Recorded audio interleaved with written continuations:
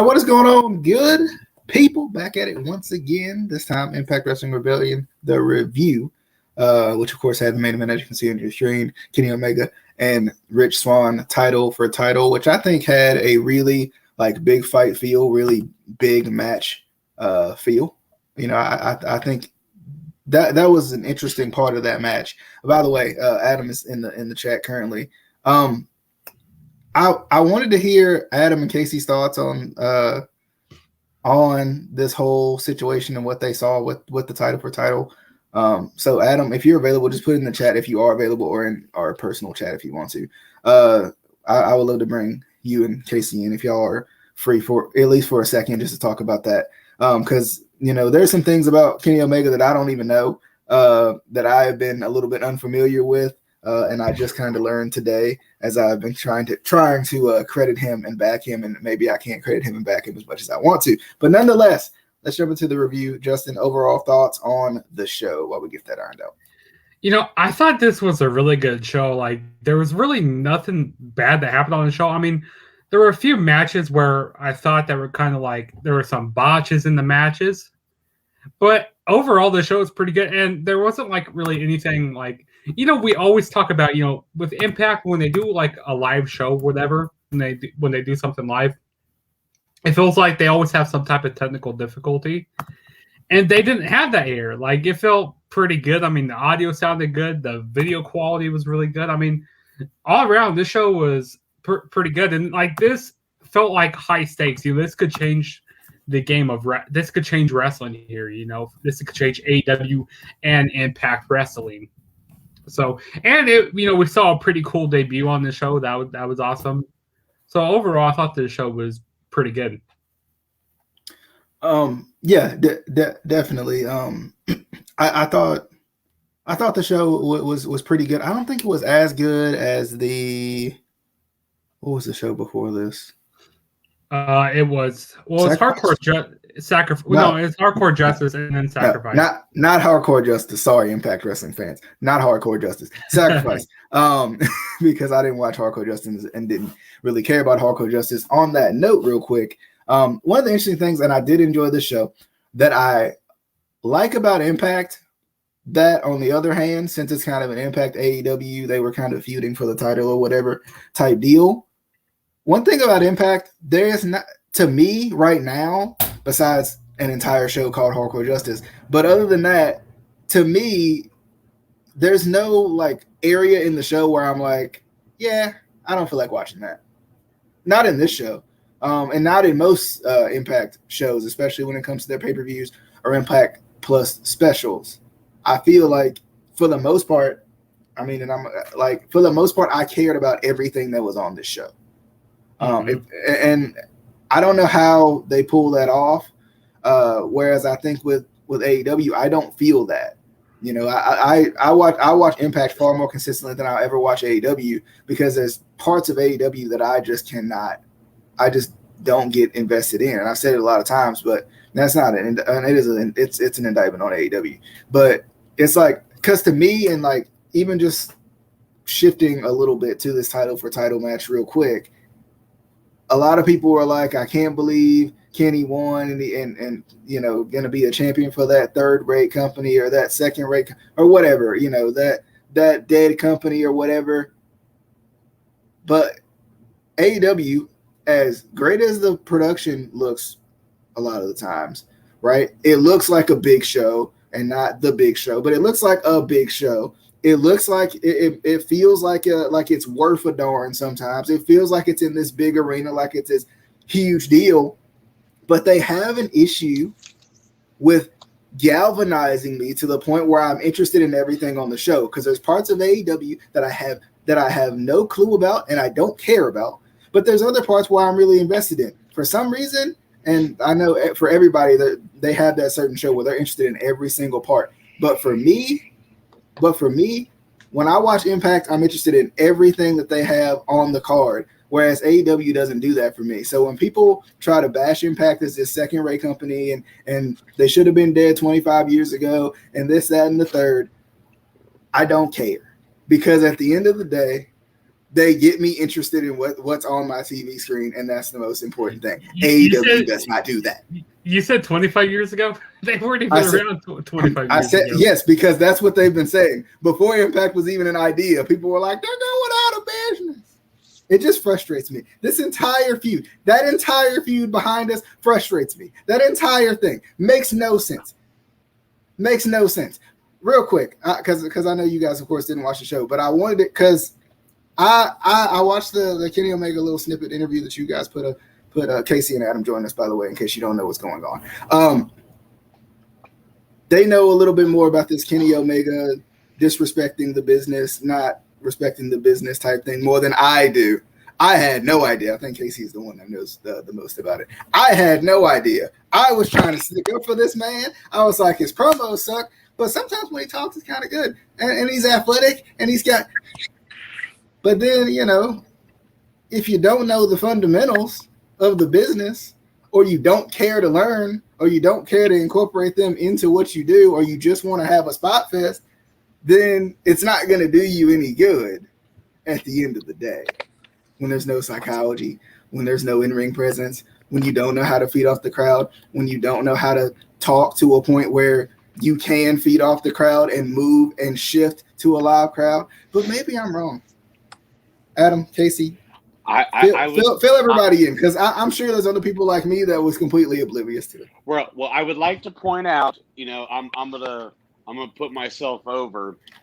I had heard about that clip months ago. I can't remember specifically when, but it was sometime last year. And Kenny Omega's biggest fan, Jim Cornette, brought this up, and he had talked about it. And hearing them go through that little soliloquy that Kenny did, whatever, I'm like, I believe it, but it was one of those things I still couldn't wrap my head around. Like, he didn't really say this, did he? Like, because that's stupid.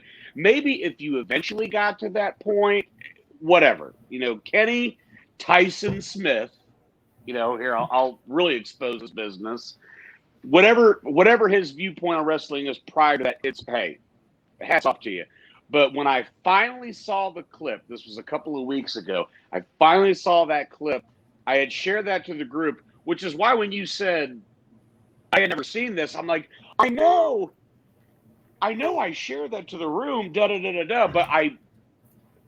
I'm looking at it as like, they had to have seen it. My God, it's the most ridiculous thing you could possibly hear. What's the context of it though? Because this is me being the fan that I am, and being like, you know what? He's a heel wrestler. He was being in kayfabe. He respects the business. That's what, this is him being disrespectful, but keeping kayfabe, right? That's what I was thinking. That was where my mind was going. I was like, maybe that's what it was. Yeah, but this was a seminar, in a seminar type setting, where he was talking to students. This is a school, a wrestling school, and he said this to a room of potential up-and-comers, and basically said, basic pro wrestling training doesn't really matter. Like, what is chain wrestling? What is psychology? The basics of professional wrestling. Yeah. How?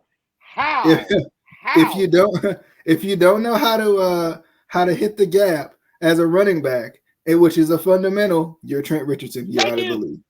Thank you. And I know all about Trent Richardson, you a-hole. Sorry. That's the first one that came to mind. But here's the thing. Accurate. So now I believe, this is what I firmly believe when it comes to Kenny Omega. When he finally got his big push, he became the leader of the Bullet Club when it was still a New Japan thing. Dave Meltzer anointed him as the guy. And his viewers kind of, followed that suit. He really championed for him. And that's fine.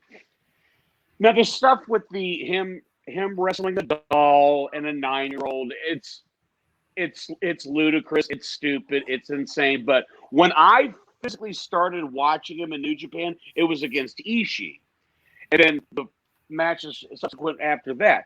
So I could let that silliness go. I'm like, okay, but he's not doing it now, so I can at least say, like, okay, he's now being taken seriously. But once more and more of his personal feelings started to come out, and particularly how you watch his matches, it was very apparent.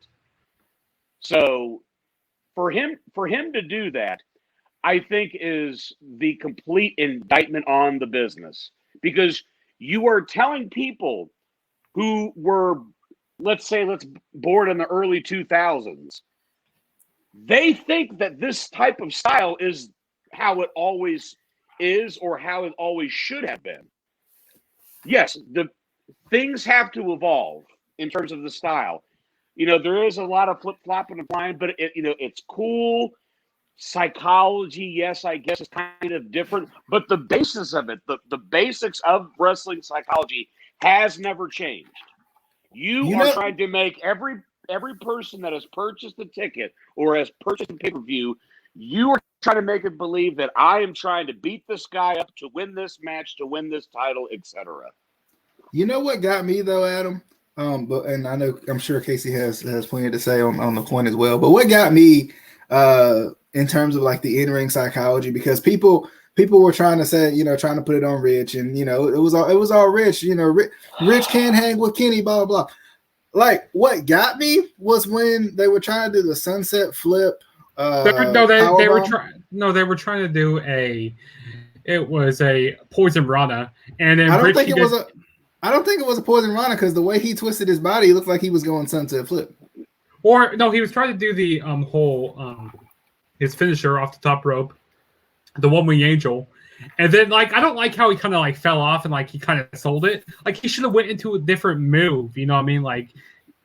And that's what I was about to say. Like that. Yeah. That's where him not truly understanding what to do didn't make sense, because he didn't hit the move on you. Why are you selling as if he did? Sell it as if, because I'm fine with botching. I'm completely fine, because this is a live freaking sport. You're going to mess up. But if you don't, you either go fix it or you adjust and you pivot. You call a new spot. Even when they were at the other botch, when they were on the corner and he's sitting there trying to call his spot for 3 minutes. Bruh, call your spot. Don't make him come up to the top rope. He's not good. I'm going to quote Dusty Rhodes. Don't do bleep that you don't know how to do. If you can't, especially if Rich has never done that, and I'm not saying Rich is not capable of doing it. Rich is an incredible athlete. Kenny is an incredible athlete. But that's my problem, is that those type of spots have to be hand carved into this perfect spot. But then the believability aspect of it goes out the window. Because it was just stalling. And like Justin said, he set up for the One Wing Angel, whatever, though it's taken forever to put him in position. So how about this? How about don't do it? Yeah, stick to what you got. I'm just saying, these guys haven't worked very much in the ring. But then don't go up to the top rope, but don't do what you're not. I mean, well, if you're Dave Meltzer, it was a fantastic match, just shy under 23 minutes. It was a 10-star match. No, how about this? This show was a thumbs up just for the main event. You can't. No. It could be an okay show with a solid main event. You can't be like, the rest of the match was doo-doo, and then all of a sudden, wow, it's 8 million thumbs up because of the main event. Because again, you're exposing yourself when it's to the guy that you have anointed since whenever it was, 2013, 2014. Well, and once again, and because I'm sure Casey is possibly chomping at the bit at this point, because we keep not letting him say anything, and we keep bringing up points. But nonetheless, one of the things that got me, and I go back to that Riddle and Sheamus match. Was it at Mania? Is that Mania? That Riddle and Sheamus match where Sheamus was trying to set up the white noise from the top turnbuckle, and he slipped off the turnbuckle and he shifted and did another move. That's how it's done. I don't care how much we want to disagree that WWE is this, that, and the third. At least WWE guys know how to pivot, shift, and make something happen out of it. Go ahead, Casey. No, I don't even want to now. Well, all right, moving on. I've been interrupted so many times on this show. So On anyway, this particular show, you ain't said nothing. Okay. I hate being on Justin's account because I don't have access. I can't do shit. Go ahead. I don't like it. It's I can't do bleep. Come on now. Sorry, I can't do. Oh, wait, are we editing ourselves on here now? Are we censoring up? I mean, I got us a TV deal, guys. Come on, I'm trying. That's why I censored myself. I said, what after Well, what wait, I said on the last time. Don't we get like one bleep? Like, don't we get like one F-bomb or something like that? Isn't that how it works? Like Mick Foley. I'm pretty sure that's how that works. You get at least one F-bomb that they bleep out. Anyway, you guys went through like 17 points that I wanted to talk about, so now I have to go back and remember because you guys are a-holes. That's right. I censored myself. You're a-holes. First of all, with I know what you're talking about with like the telegraphing the move and like it's the old saying is I think it's a telephone, telegraph, telewrestler, which basically it's like you're basically telling not only your opponent but the audience what exactly you're gonna do, and it's like just, at that point, just don't do it. Just don't do it.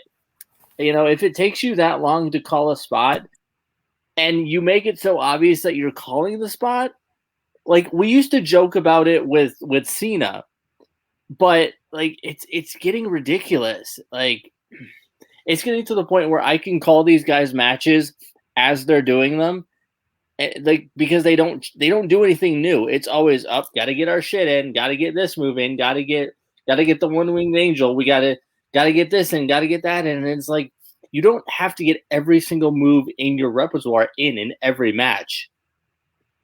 It's a weird concept, but you don't have to get your finisher in every single match. In fact, it makes more sense when you don't. But what really annoyed me, I don't like censoring myself. I wanna say things that are because I'm angry. Was what Adam brought up. This was what looked like a seminar. A seminar. Like, listen, I've been in locker rooms with names. I'm not gonna say who they are. That weren't happy with pro wrestling anymore, and we're basically saying like, the business. That's fine, but when you are specifically doing a seminar to teach young wrestlers, things about the business, that is not when you say this stuff.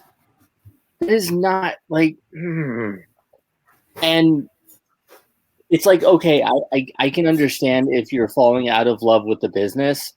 I get that, but don't ruin it for other people. Don't try to sabotage people's careers by saying, "Oh, what's psychology? What's chain wrestling? What's this? What's that?" It's the basics that you need for pro wrestling. I can again bringing it back to football. It's like, oh, what's a snap? What's a pass? What's a touchdown? The basic things you need to play football. That's how it works. I don't know. Again, like Adam was saying, I used to love Kenny Omega. I did. Ever since he's been in AEW, I don't care anymore. I really don't. I get it. He has his, I was talking to Adam about this before. He has his cushy job with his friends where he'll basically get paid whatever he wants. He can basically book himself. He can do whatever he wants. He knows he's not going to get fired because it's his friends. It's like at that point, I don't care. And that's partially why I don't watch AEW a lot in general, is because I feel like a lot of them don't care as much as they used to because they own the company. They can do what they want. And to Casey, fired. and to Casey, like nobody wants to call them out on it, right? Because here's the thing. Here's the thing. Everybody hates Impact, and every positive thing, negative thing, in between thing, it's negative, right? But when it comes to AEW, for a lot of people, it's different. It's on TNT. It's great. Well, I'm talking about Tony the Tiger style out here. Well, and another thing real quick, Adam was talking about how, one match doesn't fix an entire show, and make a show great, which is the exact opposite. And we've been, I'm going to bring this up anyway, because I am slightly obsessed with this movie now. It's not a problem. Don't worry about it. It's cool. It's like Mortal Kombat fans, because of the feudal thing, saying the whole movie sucks. It's the opposite, but it's still the same idea. One little thing does not make something great or make something suck. Yeah, you might not like it, and it might not, one good match doesn't make a show amazing. As one bad match doesn't make a show the worst, But it's like, and I've been noticing that wrestling fans and Mortal Kombat fans are very similar in that if something isn't booked or written the exact way that they want it and it doesn't turn out the exact way that they want it, it sucks. Like WWE. Well, so-and-so didn't win the title and they didn't book it this way and they didn't have this guy return and they didn't have to do this or that or this or that, so it sucks. It's not your match to book. It's not your show. You're not the booker. You're not the promoter. Shut up. No, and that was the crux of my thing was I understood from the first time I understood the popularity of Kenny Omega. It was this over the topness. Again, cool moves, and he has the long matches with Okada where he loses to Okada, has the draw, and blah blah blah. He is already in the Wrestling Observer Hall of Fame, which so be it. But what are we talking about? We're basing his entire career just in Japan. What has he done in the States to me to constitute to be in any type of Hall of Fame? Because it really, for what it's worth, the All In show, I would say, would be the exception. And then even some of the AEW shows when there were still fans. And I'm not trying to gut him in this situation just because of when the pandemic hit. My thing is I was more mad at how they booked him when AEW started, because I think we've talked about this before. They presented him as if everybody already knew who he was. Much like the Mortal Kombat fans, much like wrestling fans, much like any sphere you get attached to, which we, like me and Casey, for example, I'm sure you guys are too. You may be a fan of something, but I think you could go outside your box, outside your echo chamber of subjectiveness, and realize that you have to grab the people that are not already watching. That's why there's this big debate and such with viewership. It's like, yeah, but they're doing this amount. I'm like, okay, but have they gained more? If you're just stagnant, and even with AEW going unopposed now, they hit 1.4. They dipped a little bit from week to week of them going unopposed. How long before they get back into 900,000? That's a high number, but that's not maintaining your basis. You have that's not added to their numbers. Like, it's never gonna be. It's never gonna get to that point again. Yeah. It's streaming. It's all that stuff. I would say And that's what kills me about, they're like, oh, well, AEW, if they went up against Raw, they would destroy him. They might edge him, but they wouldn't be doing like what WCW and WWE were doing back in the day. One's a 4.2 and the other one's a 3.0, a 3.1. That's a big discrepancy. So you have to garner the people that are not already watching wrestling be your product. Get that people in. Always dipping into the well, which people get on WWF all the time. There's only one company that's been able to perfectly execute Tyson, and that was Vince McMahon. And Shaquille O'Neal, Vince McMahon, Snoop Dogg, even Snoop Dogg, yeah. So I'm just saying, like, if you're gonna cry foul, you gotta. And I'm not saying that they don't try to use said celebrity, but they're thinking that they reinvented the wheel with said celebrities. So much like a Kenny Omega. You hit us over the head with this is the guy from New Japan, the big bout machine. It took us over a year just to get a small semblance of that. And I kind of understand why they waited so long because, they didn't want to like kind of push him towards, the front line. Go like, oh yeah, since, he's kind of run this company, he could do whatever he wants to do. I mean, he does whatever he wants to do, but they're kind of go like, okay, let's push him towards the back a little bit. Let's make him kind of work at that. But it's like they haven't really built like I like him more in New Japan because, like Adam said, like he said, it's like they haven't really made me much to care about him here in the United States. Like what has he done much?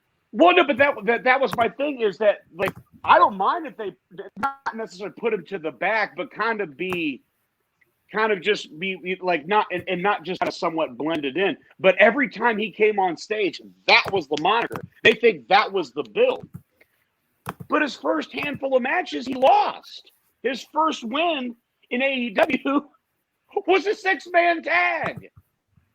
He lost to Pac. He lost to Jericho. I'm like, I thought this was supposed to be the greatest wrestler in the world, and he got beat a guy that used to be on WWE TV and another WWE guy who's 10, 12 years older than him. So anyway, because like at least in my instance, because my dude just showed up. I'm just glad you gave us the time to hop on here and just give a little nugget of like tread lightly when it comes to Kenny Omega. I hope eventually how his perception can change, but you urinated in the face of anybody that has ever been in the business and to anybody that actually takes the business seriously as a viewer. Well, also to kind of as he walks away, what an asshole. He's getting his dinner, bro. I don't care. I don't care. He's hungry, bro. He's hungry. I don't You care. go to your room. I'm in my room. You're not my real dad. You get out of your room. You're not my real dad. Somebody call his mama. She's on vacation. Casey, mama. Okay. Oh. She's on vacation. Anyway, like you were saying, with them, he left. Bye, Adam. Thanks for saying bye. Bro. He did. He said he was gonna hop off because his dinner was coming. That man hungry. No, but what were you saying? He's too busy waiting for Adam. Bye. It's cool. I was gonna make a specific reference to you, and you just left. It's fine. I think he's back in the. He's back on the video. Just so you know. So he's watching you. He's watching. No, if he's not in the call, it's not official. So cool, bro. You just leave. Just don't even say bye. That's a Justin thing. Are you turning into Justin now? Is that what we're doing right now? Is that what we're turning into Justin? Is that's what's going on? Yeah, no, it's cool. I'm not mad. I'm disappointed. I'm just disappointed. Anyway, what I was gonna say, a reference that he would understand, because y'all ain't watched the movie. Oh, he back. Y'all ain't watched the freaking. I will not have my good and sullied, kind sir. But as I was saying before you just so rudely left, no, like you were saying, with AEW assuming that everyone knew who Kenny Omega was, which is not the case. But there's the opposite of that, where fans don't want, and we've talked about this before, fans don't want to take the time to get introduced to new wrestlers, to new guys. It's like, he's just a jobber. We don't want to. No, who's this guy? Who'd he ever beat? And it's like, again, all of your favorite wrestlers were at that point where nobody knew who they were. Mm-hmm. I was going to make the Mortal Kombat reference with Cole Young, the new character that they just introduced. Everyone's hating on him, but it's like, yes, he's new. But again, at some point, everyone's new. Everything's new. If they come out with a new video game, a completely new franchise, it's going to be new. It's going to have new characters that you get to know. Wrestling, there's going to be new guys coming in. They may be the next Brock Lesnar. They may be the next John Cena. They may be the next Randy Orton. If you don't give them the chance, they're never going to get to that point, and you're just going to be living with, WWE never doesn't know how to book for the future, or so-and-so doesn't book for the future. No, it's part of it is you're not giving them a chance to, because you don't want to learn who these new guys are. Yeah, and it's annoying. Well, and supposed wrestling fans who claim to be wrestling fans and hate on every promotion they look at because they don't know who people are, because they don't take the time to sit down and watch and learn about the new characters and new faces that are in front of them. It's like people watching NXT, and people who don't watch NXT, they only watch the main roster. And then when they get pulled to main roster, they're like, who's this guy? Like, and they all of a sudden care about that person. Go watch NXT. And but then those again, those people are just noobs. but you don't know who Adam Cole is. Come on now. But it's interesting to me because it's like think about it, because even with alleged wrestling fans and people who were just wrestling fans because it was popular at the time, with the Attitude Era, when Stone Cold and The Rock retired, they were like, well, I guess I'm done with this.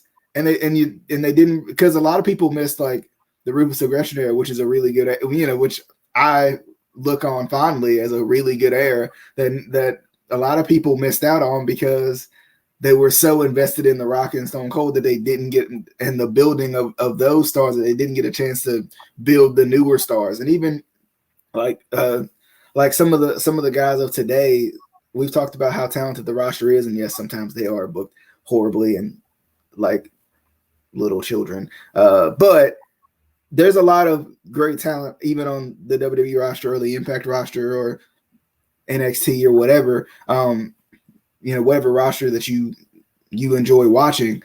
There's a lot of great stars on those rosters, but you have to take the time to learn about those characters. And sometimes, yes, it's down to the company to promote those people as something that's worth me watching every week too. But Casey, Adam, any last thoughts before we hop into the review? You guys can stay for the review if you'd like, or you can hop out, whatever you want to do. Well, I about to enjoy my dinner, and I was completely sullied by this rude gentleman. That's usually how that happens. Don't pull a Justin and just leave. Adam, I stuck up for you. You did say you were leaving because your food was here. Pretty much made it clear whatever I said. Like, I'm gonna let you guys get to my dinner this year. I just want to make this last point. But apparently, I have to get permission from Mr. Aronson to say, "Can I please excuse that? Can I please have some more brew? Don't see that. You don't see that? I'm the real host.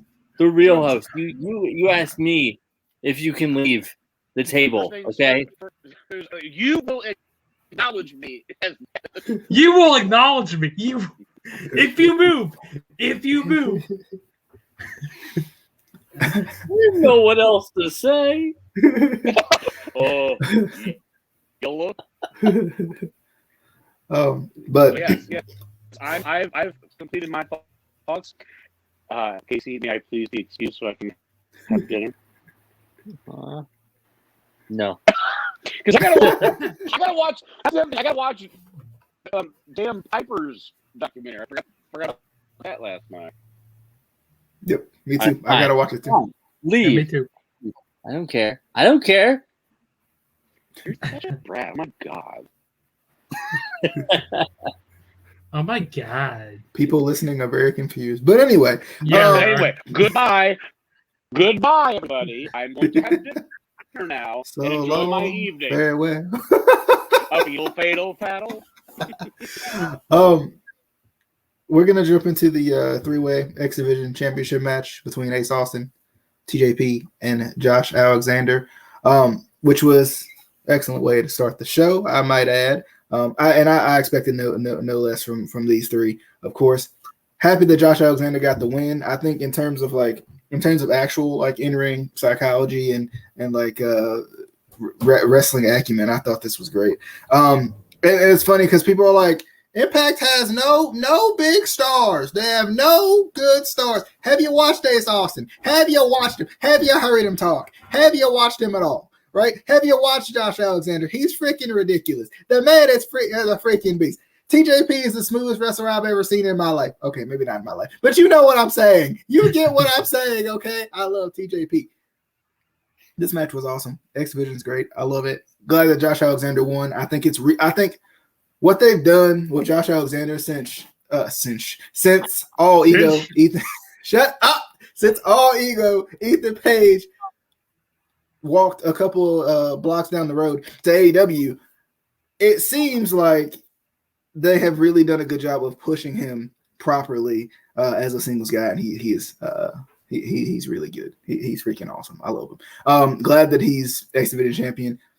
I was a little surprised that he won this soon, just because Ace Austin just won, and I was even telling Justin last night, like, why didn't they just give him the title before instead of giving it to Ace Austin for 2 seconds? Which I love Ace Austin, but I was expecting a little bit more of a deeper run from Ace Austin again, but whatever. I'll take it. Josh Alexander wins, and I think it's still going to be a good thing to continue to build him. Justin, thoughts on the match? I guess Casey's going to be our shadow for the video. Yeah, I thought this was a really good match. A really hot way to kick off the show. Like they were this quick pace match here. I really like the spot where they, it was TJP. He had Josh Alexander, and what are you about to say? I thought you were going to talk there, Casey. I'm paint me the picture. Paint me the picture. Paint me the picture of what happened. Okay, so I like how TJP had Josh Alexander in the octopus, and DJ's painting over there. Yeah, paint it all up.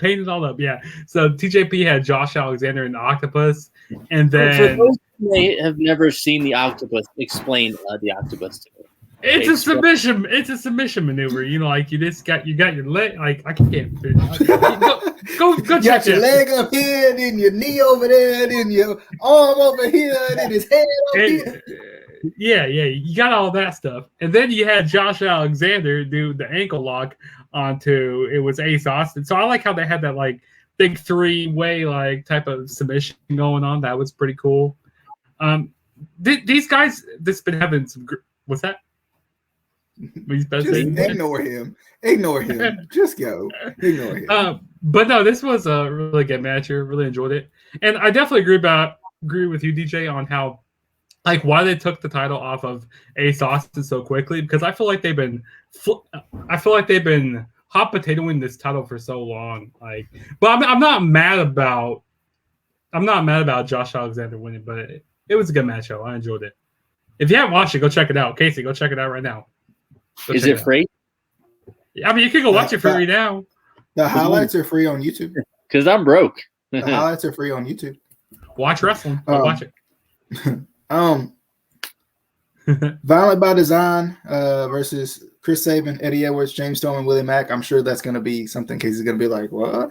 Chris Sabin cut his hair, which was weird. I like the long hair Chris Sabin a little bit better. But anyway, Violent by Design, which was Diener, Joe Doring, Rhino, and the newly debuting W. Morrissey, who is also known as Big Cass.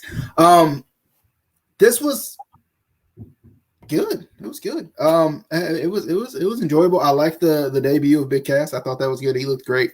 And I think he fits in with Violent by Design a little bit, or at least as like the hired gun type thing for Violent by Design that he can break off. Because of course, Eric Young got, if I'm not mistaken, from every report I've seen, towards ACL. So he'll be out for at least 6 months, maybe 9, is what they're saying. So it was funny though watching Eric Young because he was sitting on the stage watching the match, and he just looked like a WWE video game manager, where he would, every time something bad would happen, he'd be like, "Oh no!" And then when something good would happen, he'd be like, "Yeah." I don't know why they make managers act like WWE video game managers, but whatever. Casey, does CR O'Malley act like a video game manager when something bad happens? He just like.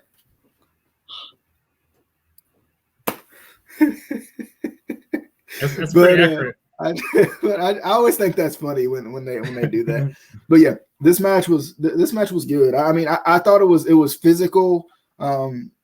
I didn't think it was a spot fest or anything like that, but I think it did its job in terms of slowing down everything a little bit, like cooling everybody off, but also being a good match with a nice debut as well. I mean, I wouldn't have expected Big Cass to be the debut if I wouldn't have seen somebody report that it could happen. That's what made me think, especially with EY being hurt, that's the direction that would go. But it was good. He looked great. I hope Enzo comes in. I really do.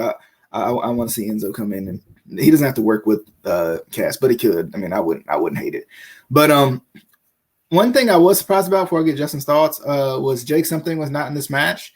I still hope that they do, for lack of a better term, something with Jake and Cody to kind of get them back together in Violent by Design, hopefully. That's what I'm hoping. I hope they do some sort of double turn, double switch or something and add them in. But nonetheless, Justin, what was your thoughts on Violent by Design's victory over a bunch of guys with no partners? Because Chris Sabin, who's in a tag team, was without his partner. Eddie Edwards, who is notoriously known for being in a tag team, his partner was not here. James Storm, who is, of course, notoriously known for plenty of tag teams, wasn't here. And well, Willie Mack, he isn't really in a tag team, but, you know. I mean, he's in tag team with Rich Swann. I mean, he does tag up with him. Yeah. And also, what the heck? Like, why does Willie Mack, his eyes always look red? Is he always smoking something? Like, I feel like he was smoking something before this match. I have no idea. But there's actually one graph I have, like W. Morrissey. That's what they want to call him. It's better than LA Knight. W. Morrissey, like, I wouldn't drop the W. Just call him Morrissey, because I think it's a pretty interesting name. Like, what the heck does the W stand for? Wombo Morrissey. That's his name. No, but this was a pretty good match. I liked how dominant Morrissey was. I'm just gonna call him Big Cass. I can't call him this. Big Cass. I mean, I like how dominant he was, and after the match, I could do this. And he can't get back in.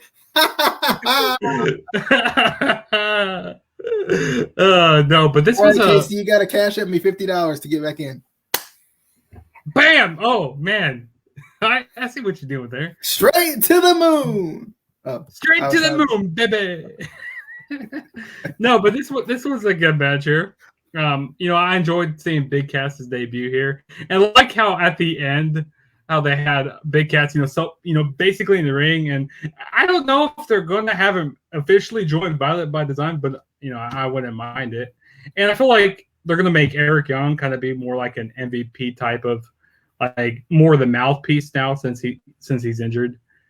I think that's one of the pros of Impact, though, is not having to travel as much, because like with the if you get injured, you don't have to worry about trying to travel injured people to the next city and the next city and the next city.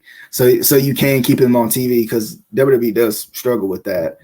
Keep people relevant while they're injured, which I think is something that should be done.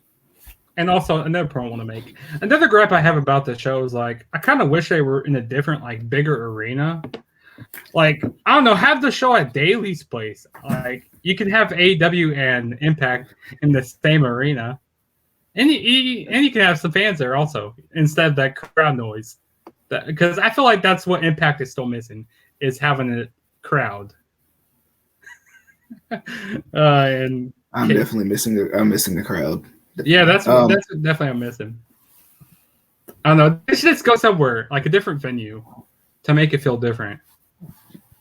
Yeah, but I mean, I don't know what their restrictions are. Even though, well, they only really working with what Kenny, and that was pretty much it. And I guess Don would be over there too. But and then Private Party. I mean, but I'm talking about for this particular show. Oh yeah, true. It's been of course, more than 2 weeks since they worked with Private Party. But Brian Myers versus Matt Cardona. I was gonna say Casey, what was your thoughts? But as you can see, he's always giving his thoughts. Justin, go ahead and go first. This was a really good match. I like the spot where Matt Cardona. Hey, we got a comment right here. What's up, Brian? Awesome. Hey, nice of you to join the stream, man. Thanks for joining, brother. Hey, also, you did a good review on your channel, also. By the way. Also, Ryan, if you haven't already, you should like the Facebook page, facebook.com/ICW podcast. We don't know who the mime is down here underneath us. We don't know. He's just here for random purposes. But continue. No, but I thought this was a pretty good match. I like the spot where it looked like Matt Cardona injured his knee. I don't know if it was just a work or if he actually injured his knee, but I like that spot there. And I think they were talking about who was it, that UFC fighter that broke his leg? Chris Wildman. Yeah, Chris Wildman. I like how they kind of brought that up. Like, so that's what I thought. I thought that was going to be an actual. I thought that was actually real there. Oh, Casey, while you're muted, you should go watch that video, so we can get your thoughts on it. Anyway. No, but I thought this was a good match. I'm kind of surprised that Matt Cardona won this match. So I feel like this feud's going to continue more because I feel like they haven't really built up Matt Cardona here very much. But no, it was a good match nonetheless. It was a good match though. Okay. Moving into I didn't get my thoughts real quick. My thoughts on this match: good match. It was good. Of course, they have chemistry together because they're pretty much best friends. I'm glad they finally got a chance to get in the ring together because they really haven't in terms of a match wise. But I think the feud has been good. The feud has been exciting. The feud has been fun. And also, it's been enjoyable. And also, Brian Myers, he's the bigger edge here. Like this match was to figure out who's the bigger edge. And it's definitely Brian Myers because I like that promo that they were doing. They're not going to give Matt Cardona any wins, I don't think. Though. Like that boy. But I like that promo that they were doing before this match. When Brian Myers took off his eye patch, he was like, he said something about saying clearly now, kind of a reference to Edge there. So I thought that was pretty cool. But nonetheless, both these guys have really good chemistry. It was a good match. All right, Rachel Ellering and Jordynne Grace versus Fire and Flava. Fire and Flava should have survived and won and kept the titles here. And they should have waited a little bit because to me, this doesn't make sense. This is one. I mean, the match was good. I mean, Jordynne Grace whipped on a suicide dive and almost broke her face. But other than that, like the match was good. I think Fire and Flava work very well together. The one thing about it though that I'm not a huge fan of is Jordynne Grace and Rachel Ellering have teamed together. This was the first match. There's no previous. Okay, they've been a team for years, but Rachel Ellering just came in, to Impact, and that's why there's such a good. Like, you're telling me that Fire and Flava, who've been together for at least a year and a half, should lose to Rachel Ellering and Jordynne Grace on the first match when there's no known chemistry between Rachel Ellering and Jordan Grace. That's what I didn't really understand. You didn't. I mean, just because you were having Rachel Ellering debut this night doesn't mean she had to win the title. You could have had Fire and Flavor do something heelish to win, or something. Like I would have rather seen that than for this to go the way it did, because it just didn't make sense to me, in my personal opinion. I don't think it made sense to have Fire and Flavor lose, because what has Rachel Ellering and Jordan Grace done as a tag team to make me believe that they should win? I mean, Havoc and Nevaeh have done more as a tag team to make me think that they should win, as opposed to this. But nonetheless, well, it's Casey. It's kind of hard to hear you when you're practically a mom. So it's not really anything I can do about that. But anyway, moving forward. What was your thoughts on me? I thought this was an alright match. I mean, the match was a bit shorter than what I wanted it to be, and I definitely agree with you, DJ. Like, for the first time for them tagging up, they just give the titles to I just don't understand. But I like how they were matching, like their attires they were wearing matching attires. I thought that was pretty cool. I mean, but the match was just all right to me. I mean, nothing crazy out of this match. A bit repetitive in this match, but I mean, it was all right. But I want them to bring more tag teams into this Knockouts division, because I mean, so we got Jordan Grace and Ellery right now, and then we have Fire and Flavor, Havoc and Havoc. They broke up, but Havoc and Rosemary are a team now. They are. Yeah, on the pre-show they had or I guess it was the pre-show, or before the Impact or whatever they called it. They had a match with Kimberly and Susan, so I guess Kimberly and Susan are technically a tag team too. But so we got that. You never know. And I wanted to bring more of the teams from the from the tournament that they had back in January, like the Sea Stars, or bring like Renee, Michelle, and bring like Killer Kelly. I mean, we all want to see Renee Michelle one more time, at least once more time. And Killer Kelly. Casey, I'm not sure, by the way. I don't know. Oh Lord, no, but I thought the match was all right though. The Good Brothers versus FinJuice. Wait, did you skip a match? I think it's the last man standing match. Yeah, sorry, Trey Miguel and Sami Callihan. In the last man standing match, the wrench spot was ridiculous, but I want to go to you first on the on the thoughts on this one. Boy, this match was brutal. Like, I love that spot with the table upside down, like where Sami Callihan put the legs up. Oh my god! And he suplexed him onto like one of the legs. Oh, that was crazy. No, he didn't suplex him. He body slammed him. Sorry, that was pretty cool. I also like was it the suplex off the top rope that they were doing, and the table didn't break? Yeah, that was some stiff tables. Yeah, those were both tables were pretty stiff. Not gonna lie. And then when the table wouldn't break, the leg just all bent over. I like, dude, that just made the move look more devastating. And also, DJ, like you said about the wrench spot, when Sami Callihan put the wrench in his mouth, like, man, he's about to lose the teethies. He's about to lose the teeth here. He's gonna take out some teeth here. No, but I thought that was a pretty cool spot. And also, that was pretty funny when Sami Callihan tried to bury him under the steps, but behind the steps, it was like a half step, and he went under the ring. So I thought that was funny. But the ending, I didn't like the ending with the cutter through the table. Like Trey Miguel, he was just getting beat up during the whole match, and that little cutter going through that table just ends it. He did a cutter from the steel steps through the table. Yeah, but I feel like it could have went a little longer. Like they could have done more devastating stuff. But I mean, it was a good match. I really enjoyed it. I'm not knocking the match, but it was awesome. I think they did enough. I mean, I know we got spoiled with the with the replay of the Lucha Brothers and the Lucha Brothers and LAX. Ridiculous. I want to see something like that. But we definitely don't need to see something like that every time we see a last man standing match, because the people will be dead. That was 2019, right? That was 2019, yeah. Yeah, 2019 was a wild year.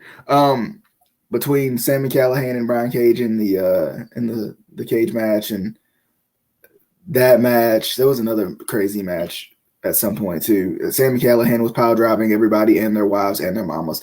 That was a crazy year. Did you say Sami Callihan in that Brian Cage match? Yeah, that was a good match from that year. Yeah, that was good.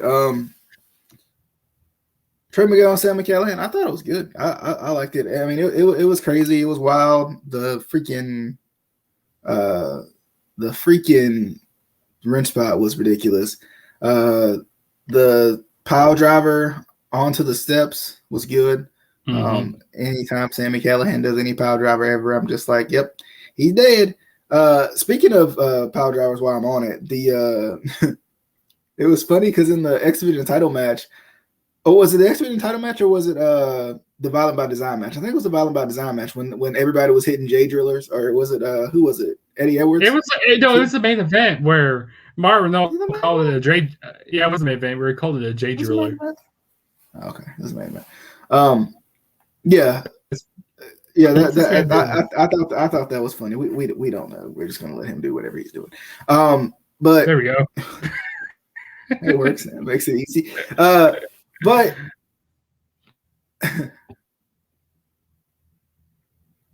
you can unmute yourself and talk. No? Okay. Anyway, but yeah, I mean, I enjoyed this last man standing match. It was really good. It was exciting. Trey Miguel won, which I think is the right person to win because Sammy's done so much that he's kind of gotten to the point in Impact where he's got some time to put some people over. I still want another world title run because I took his world title run for granted back when he won it. So I need another Sami Callihan world title run. Thanks. Okay, bye. Finn Juice and the Good Brothers. Justin, thoughts on Finn Juice and the Brothers of Good? I was kind of surprised that the Good Brothers that they didn't win here because I felt like they're not going to have these championships like both these titles in two different companies because I don't know if they fully signed with Impact. I mean, maybe they probably did, but I'm not sure if they fully signed with them. But it was a solid match. I mean, both these teams, had really good chemistry in the ring together. I mean, DJ loves the ending of this match, with the roll up. He loved that when. So, man, Impact Wrestling Slam Zone. Thanks for joining. Hopefully, Slammiversary will have a live crowd. I hope so too. I really hope so too. Yes, Casey, we hate your comments. Oh man. But no, DJ, what's your thoughts on this match? I mean, this is what's funny about Casey. He's already distracted me enough being in here, and then he wants to comment to distract me twice. This man. I thought this was good. I actually thought this was better than the previous match because I think the Good Brothers, from a chemistry standpoint, worked better with Finn Juice because of the story of the match. They got a chance to do a little bit more and show a little bit more because the story of the first match was the Good Brothers were this high and mighty team that, couldn't do any wrong. They were going to win. They were shooing to win, the veterans, and Finn Juice is just the little young boys. But then now the Finn Juice are the champions. It seems like the Good Brothers got a chance to work a little bit more. And I like that. I thought that was good. But, it was surprising though that Finn Juice won this match. It was really surprising that Finn Juice won this match because, like I said, I thought it was going to be Finn Juice won at Sacrifice, right? Did they win at Sacrifice? Yeah, they did win at Sacrifice. I can't remember. They just had Hardcore Justice, and it's like living rent free in my mind as a pay per view right now. but they just won at Sacrifice, and I thought it was going to kind of be, surprise, surprise, surprise, and then the Good Brothers win it right back. That's what I was thinking, but nonetheless, Finn Juice retains. Finn Juice, I don't know if they're going back to Japan and they're going to take them back for another month or whatever, but who knows? But I think it adds some intrigue. I definitely think it adds some intrigue because I'm wondering about the tag team division right now for Impact when I think about it. And there's not a lot there with the Rascals gone now. I mean, so you got Triple XL over there, which they you have done nothing with. You They got broke up Violent the by, Deaners, which was unfortunate. you got Violent by Design. Rhino and Slater are no more right now just because Slater's hurt. So, Yeah, what would you say? When FinJuice loses the title, I see Violent by Design taking the title from them, or Beer Guns. I could see that. I did forget about Beer Guns. Beer Guns, yes. I wonder when not Chris Sabin, Alex Shelley is coming back. I mean, he's just so injury prone. I have no idea. Remember, he said he wasn't injured, so I wonder what's wrong with him. That's what's getting me. Idea. Like because he stepped away at that pay-per-view, and then that was it. And then I wonder what's wrong with him. That's what I'm curious about. Like, of course, I hope he's okay, but I also wonder kind of what's wrong with him too. But yeah, I mean, I can see that. Violent by Design will be a good one. I still want a real tag team in Violent by Design though. Like I think it would just make, because right now they're just a bunch of individuals that you put together, because of the poison or whatever EY possesses to get these people to do what he wants. So like, I think it would make sense, like we said before, to have Jake join Violent by Design in some way. Maybe they kick Rhino out. I don't care. It doesn't matter. Or eventually when Heath Slater comes back, you have Rhino churn on Violent by Design. Because hey, if you can't beat him, you join him. Yeah, and I'd almost like to see like Rhino turn on Violent by Design when Heath comes back, because it makes sense, and then have have Jake come back in and say, hey, this is my cousin and I'm sticking with him, and like you said, you can't beat him, join him. And I think that makes sense. I mean, I would like to see it, because I would like to see the Deaners be kind of more of a darker team and get that tan that Casey likes to see from his darker teams. But nonetheless, the Impact Knockouts title match, Tennille Dashwood versus Deonna Purrazzo, very good match. Very good. It definitely makes you feel like Tennille is really starting to find herself again, which is good, because she's been kind of just, and even okay, that's you get kicked out for that. But even I think Justin said it last night when we were talking about this. He was like, she's kind of just, and even in the preview, I think it was, he was like, she's kind of just been bouncing around from feud to feud, random thing.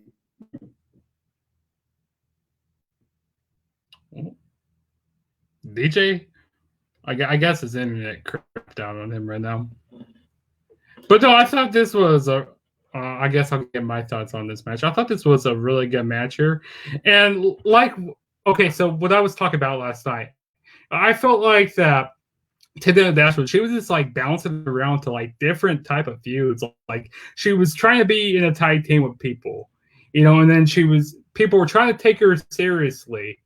But it's like, I'm happy that they're actually giving her more of an opportunity now, go for the title, because she's a really good wrestler. And I feel like last night, what's that? Can you sit? Oh God. Okay then. Hey Casey, talk about this. Talk a little bit, Casey. Maybe if you'd show my comments, you jerk. Talk a little bit. These comments, and you ain't showing not what. It's Tava time, baby.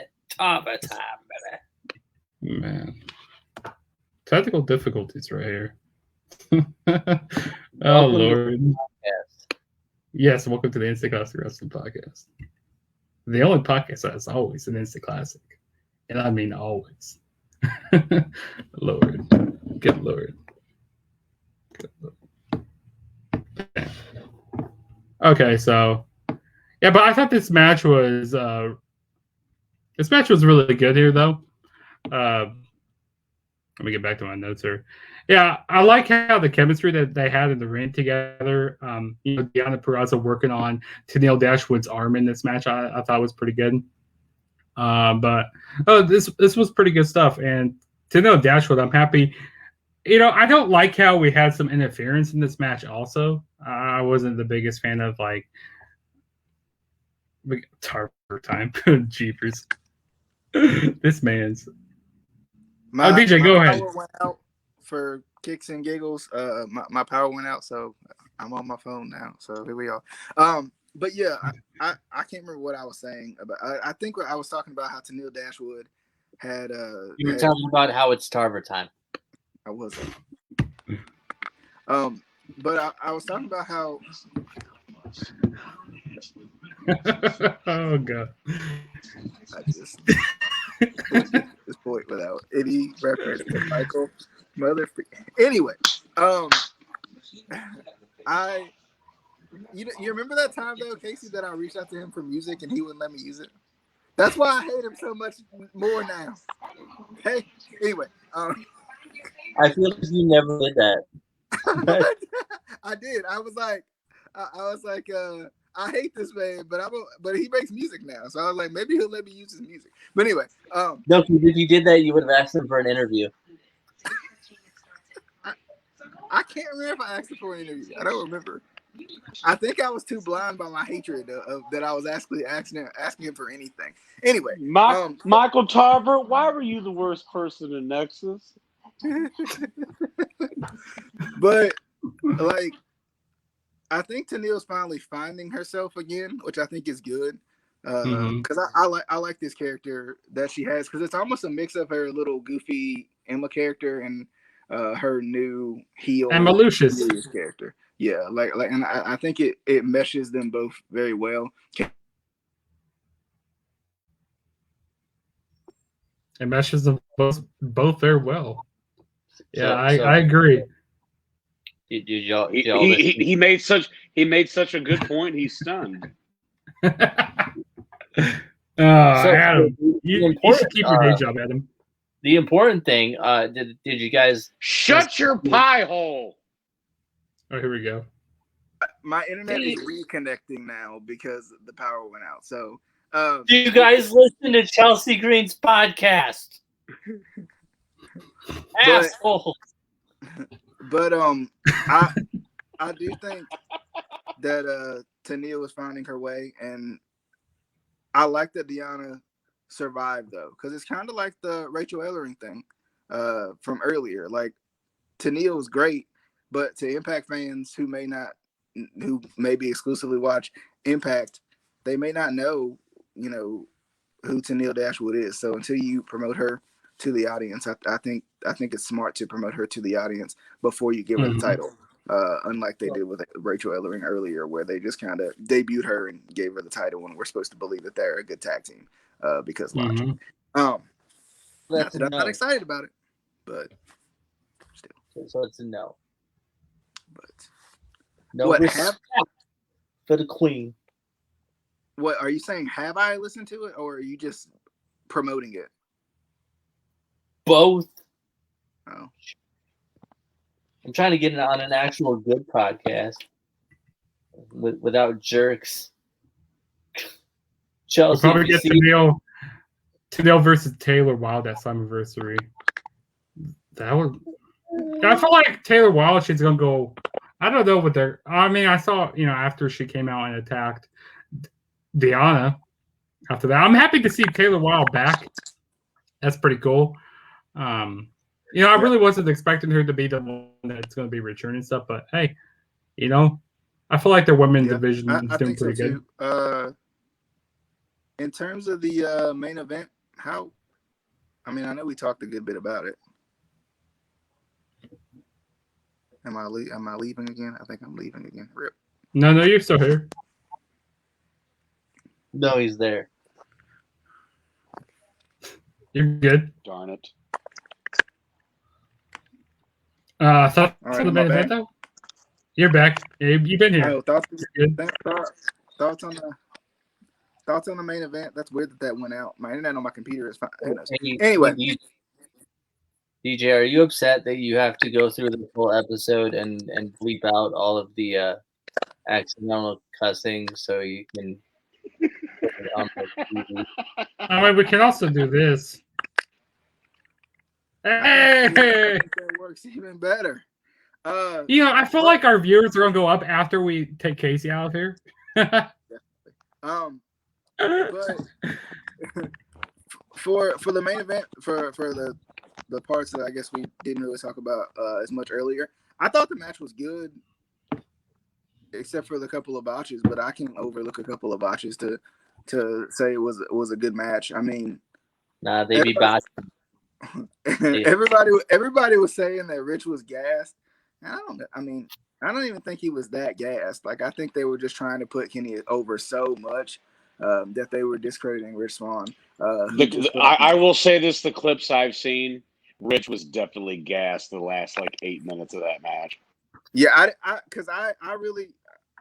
didn't attribute it to him being gassed. I thought he was just selling and halfway dead at that point from trying to do all the ridiculous things they were trying to do. But I mean, I thought it was good. I mean, even with him being gassed, I think it helped the match and the storytelling of how tiring the match was too. Because he probably really did just lay down on the the last One Wing Angel. I mean, V Trigger. But I mean, like I said, I thought the match was good. A couple of botches were unfortunate, and kind of wish that it would have went a little bit better. This was not as good as Moose versus Rich. Moose versus Rich was ridiculous. And I was telling Justin this as well. I'm glad that Moose didn't win the titles, because if Moose would have lost to Kenny Omega and lost all of his steam because of Kenny freaking Omega, I would have been sick. I would have been sick. But nonetheless, what was your thoughts on the main event, Justin? Unless you already gave them, because I have a good. No, I thought this match was really good, and I could set aside those botches that happened, and it's like, I understand, these guys haven't worked very much in the ring together, but the stuff that they were doing pretty good. It was a good match. Even the stuff when they had the whole shenanigans with the whole referees, both referees out there. They had an Impact referee, and they had who's the AEW referee? What's her name again? Her name's blanking. Aubrey Edwards. Aubrey Edwards. Yeah, they had her out there. I like when Rich Swann. There we go. I like it's when easier to be on my computer. I like when Kenny Omega pulled Rich Swann. Pulled Brian Hebner, and he took that cutter. That was nice. We saw a whole bunch of V triggers. I mean, a whole bunch, like 7 billion V triggers in this match. And I was hoping it's Kenny's best move. It's his best move. I mean, it's so devastating. Seven moves of doom. V trigger. V trigger. V trigger. Did you just say 7 move doom? 7 moves of doom. Wait, I will. Let me ask you this. I did not see this part. Did he do his traditional fireman's carry, rolling slam? Yes, he did. Did he actually hit it? Yes, he did hit it. Yes. Oh my God! It's like 3 out of 8 million tries. Because he always says that you can't escape. You can't land this move. I was kind of hoping to see when Kenny Omega was going for the One Wing Angel, I was hoping to see like a Poison Rana or something crazy go down, like especially off the top rope. If Rich was really so tired, I think he was too tired to pull it off. Honestly, true. If he was as tired as everybody is saying that he was, and of course Adam physically saw it, I would think that he probably was too tired to pull that off well. So I think they were because as many times as Kenny went for it, I think they were thinking about it, like they were considering it. Also, Goldberg was concussed, and he still to try to give the Undertaker a jackhammer, and then dumped him on his head. And also, what was that cameraman doing during this match? They did some bad camera work in this match, also. It was pretty bad. Like I don't know what the main camera guy that they kept going to on he the tripped or something at one point. like he was filming the steps and it was hilarious. I was like, who is this man? Is he drunk? Somebody. One thing I will add to counter what. Now you read comments. I make comments. They don't read them. Don't read them at all. I post comments. Don't read them at all. We read most of them. I mean, I was reading them, but we weren't putting them on here. I mean, you could have talked. You could have told us your feelings, but you just wanted to type. I wanted to Justin, you're an IG, you're not WP young boy. you're an ICWP young boy. Anyway, as the ICWP young boy said that I want to counter, I think when you get to the point or the point that AEW wants you to believe that these guys are at, especially Kenny Omega, it shouldn't matter who you're in the room with. You should be able to work with anyone when you're at that level. So I don't give them that much of an excuse of, oh, they haven't worked together that much. When you get to that point, you should be able to work with anybody, especially if you're as good as they want you to believe that Kenny Omega is. And I'm not saying that he's not, but you should be able to work with whoever. That's why when you're early in your career, you want to get out, you want to work with different people, you want to, experience different styles and try to work with different people of different styles, so that when you get better and better, you can work with people. Doesn't matter what their style is, doesn't matter who they are. So I kind of don't give them that excuse of, oh, well, they haven't worked together. I just think Kenny Omega doesn't care anymore. Do you think they didn't go over this match enough? But why should it matter? It doesn't mean anything. You just go out and you just wing it. So I kind of wish they built this matchup better on AEW television. The only place they were building this up was on Impact. Adam, I don't know if you heard, or Casey, I don't know if either of you heard my point on that it really didn't make any sense. It really didn't make any sense for Kenny to win this match, because if Kenny shows up with the Impact World title on AEW and they ain't said a dang on word about it, AEW fans are going to be like, wait, what? Kenny Omega is not Ultimo Dragon, where he has the 17,000 belts wrapped around him. Kenny Omega 4 belts, actually, because he holds the Impact titles now, okay? He holds the AEW championship, and he also holds the AAA title. 3A's title. But didn't the 24/7 championship get more ratings? I'm just saying. Yes. I'm just saying. These are facts. That's not an exaggeration. It legit has more profitability and more viewership than their title. And also, I really enjoyed Mauro Ranallo on commentary. Like, I hope they keep him around. Like, take D'Lo Brown Ranallo and Matt Striker. Please. Mauro Ranallo could commentate someone eating a sandwich, and I would be into it. Look at him go after those croutons! Oh my God, Mamma Mia! And then put Don Callis on commentary with him. That's Chicken Alfredo. Listen, that's right. Pass him the dressing. Pass him the dressing. I mean, he could sell this door right beside me. And I think I just froze. I love Mauro too.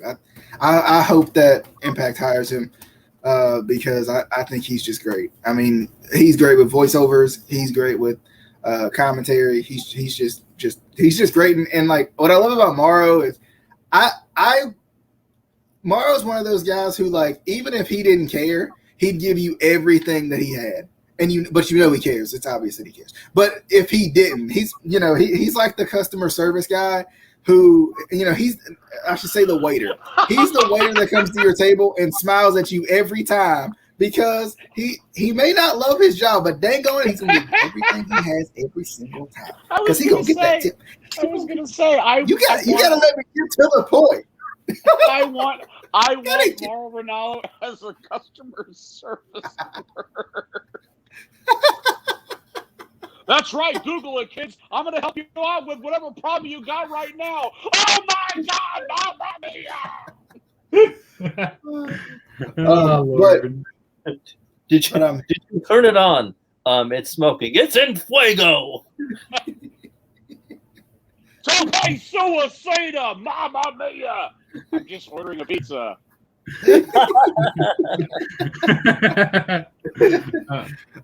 But any final thoughts on Rebellion, Justin? No, I thought this was a good show, and if I had to rate the show out of 5, we got their comment here. Mauro Ranallo and Don West would be epic. Oh yeah, Don West. I wish they would bring him back. No, it would just be yelling. It would just be yelling. But Don West, I love Don West, but he didn't know crap from apple butter about professional wrestling. Just be yelling the whole time. That's funny. No, but if I had to rate this show out of 5, just an entire show of yelling. Oh my God! Tope suicida! Oh my God, Mamma Mia! During commercials, Tope suicida! One Wing Angel. Wait, that's a different Don. That's the other Don. Sorry. We also need Snoop Dogg. Give me my money. Give me my. Oh wait, no, that wasn't a rigged fight. Sorry. No, but if I had to rate this show out of 5, I'd probably give it probably a good 4.5 maybe. And the best match of the show was probably hell, I'll give it to the Sam Callahan and Trey Miguel match. I think that's the best match of the night for me. What about you, DJ?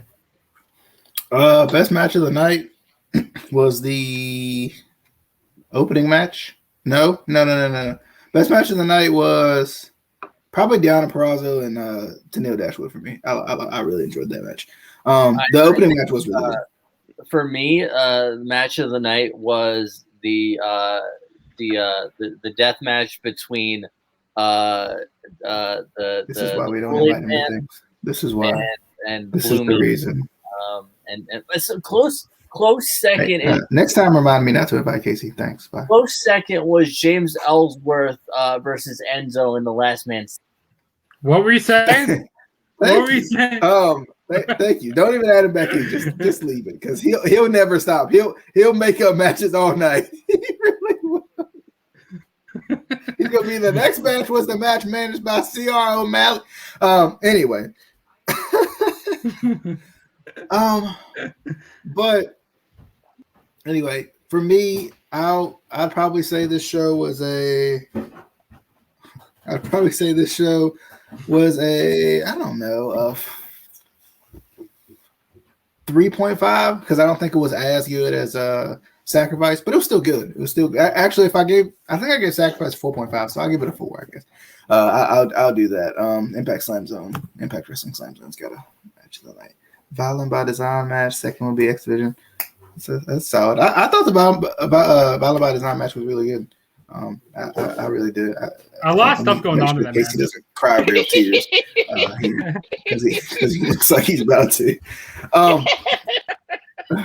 As usual, as always. I just wanted to talk about the epic confrontation between Doink the Clown and Crush. Oh, God. And Crush. Okay. That's all I wanted. He knocked him out with a fake arm. Come on, Lance. Yella? Yella? I don't know what else to say. Boy. But as always, if you want to listen to us, there's DJ, Google. why is there a banana on my belly? If you want to listen to us, Anchor, Spotify, Apple Podcasts, below, as you can see. You've seen it the whole show if you haven't taken note of it before, but it is there. You can listen to us as well. Yes, Justin. And I just want to thank everybody for watching this crazy show here. You know, I just want to thank Ryan Awesome, which, you know, he is indeed awesome. Thanks for watching the show. And Impact Wrestling Slam Zone. Thanks for watching the show also. Shout out to that Casey Erickson guy too as well. He's a good guy. And also Adam Sagai. Shout out to him. Saying yes to Michael Carver, by the way. I was. I really was. Adam Segi. He's Segi. Oh man. Don't you even, anyway, don't you? Appreciate everybody for coming by as always. Thanks Casey and Adam for giving your input too on kind of some. Are you sure? Things. Are you sure? Well, sometimes. But nonetheless, next video that will be on the I don't know if it'll be on Justin's channel too, but I know it'll be on the Facebook page for the Instant Classic Wrestling Podcast. Will probably be the A&E documentary discussion at some point this week. I'm not sure if we're talking about tonight. We're not. I thought. What is sure? Well, if you didn't make this show go an hour and a half, we probably could have pulled it off. But you named off matches I know for. It's only 11:46. We can do it. I know 30 minutes. But anyway, definitely hope you guys enjoyed as always. That'll be the next video that we do. Nonetheless, We're gonna do it next. We'll have it up for you tonight. don't hold your breath. We'll see you guys on the next video. Definitely hope you guys enjoyed. Until next time, this was the Instant Classic Wrestling Podcast, the only podcast that is always, and I mean always, he means always. Casey in his absence, I don't know where he went, means always. Dang it, why'd you bring it back? An Instant Classic. It's gonna be out real soon tonight.